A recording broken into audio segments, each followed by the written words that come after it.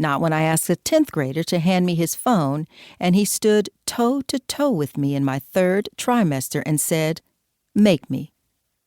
Not even when I threw up in the trash can outside of a senior thesis class just as the period dismissed and all the students saw me.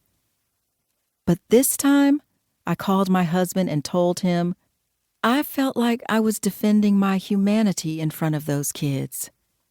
That was the day I felt the full exhaustion of being a Black teacher in white spaces.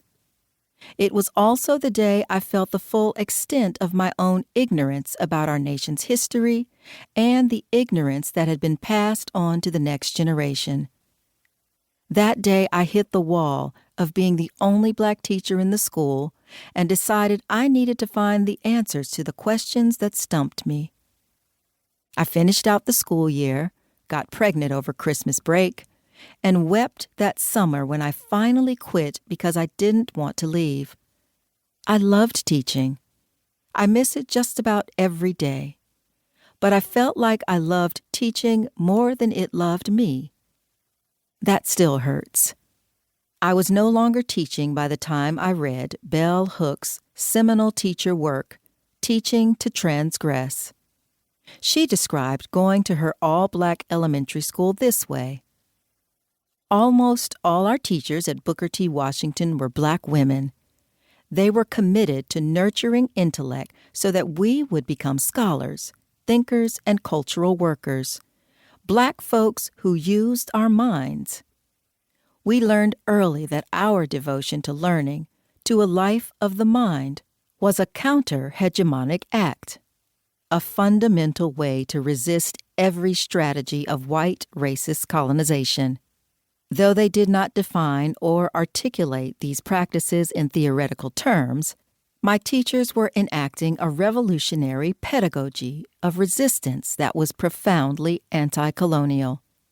Within these segregated schools, Black children who were deemed exceptional, gifted, were given special care. Teachers worked with and for us to ensure that we would fulfill our intellectual destiny and by so doing uplift the race. My teachers were on a mission. For Black folks, Hooks wrote, teaching, educating, was fundamentally political because it was rooted in anti-racist struggle. Indeed, my all-Black grade schools became locations where I experienced learning as revolution.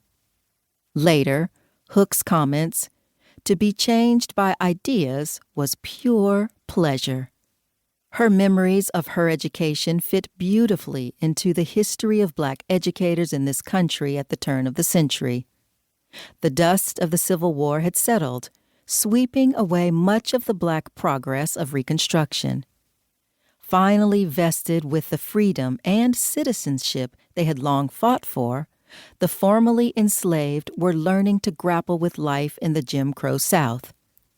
Slavery had been abolished, but a strict racial hierarchy remained, and stepping out of line was deadly. Against this backdrop, Black leaders began the important work of educating the next generation of Black citizens.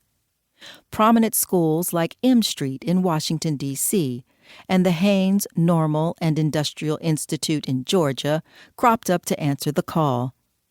They employed a rigorous curriculum steeped in the classics and in many cases, like with Nannie Helen Burroughs, National Training School for Women and Girls, they also offered trade education alongside their liberal arts curriculum. For the first time in American history, Black leaders were having open conversations about how education should look for future generations. Black American teachers faced the unique task of teaching a generation that had shifted from a state of legislated illiteracy to one that included the opportunity for a thorough education. And yet, even as these young Black students crowded into classrooms for the first time in history, they studied textbooks calculated to keep them in their place.